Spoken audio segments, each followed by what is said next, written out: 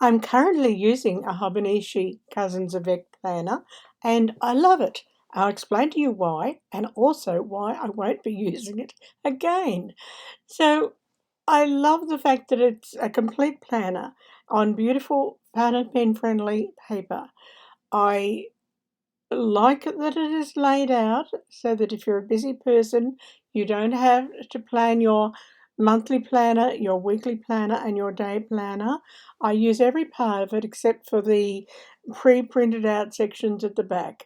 I didn't like the Japanese quotes at the bottom of the page because I don't read Japanese, and I love the fact that the new Cousins journal for this coming year has English versions, but the Avec, which is the 6-month ones, doesn't. Now here I have made my own and I did it so inexpensively. I bought 50 sheets of the plain paper in the same quality paper at the Tomo River, and I bought 50 sheets of the lightly graphed paper, and simple as that. And I put it in one of these journals. I bought this one from Galan Leather, and just beautiful quality, and it just got 4 strips of elastic through, and I was able to feed 25 folded A4 sheets of the paper into each of the 4 sections, which gave me a 200-page journal. And some of it was graph and some of it was plain, and it was so easy to lay out myself. Now I'll be using it to do ink swatching as well as journaling for my coming year. As I'm a busy creative person just like yourself, I'm going to multitask. And my ink swatching can be as simple as laying out my weekly and my daily spreads.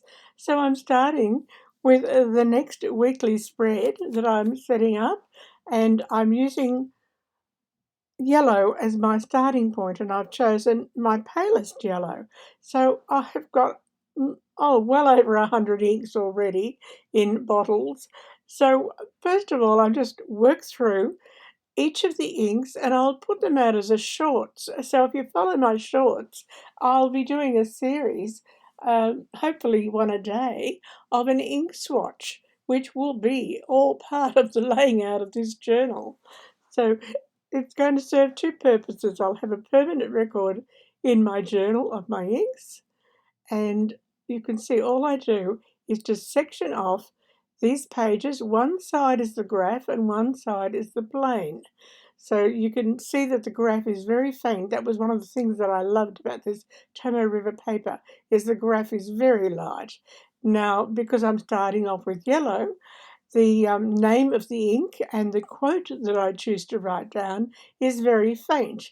That's a part of the swatching of this particular ink. You can see that this lovely yellow from Mont Blanc is a beautiful, delicate yellow, and it'll be lovely to paint with, but for writing, it's going to be very faint. It's actually going to be an ideal one for putting down the separation of lines into the 8 lines that I want to cross.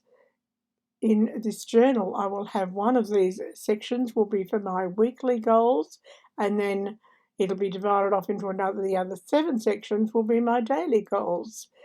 And I will also do a small illustration, and I'm not one to want to decorate my journals with washi tape because that makes your journals very thick and bulky.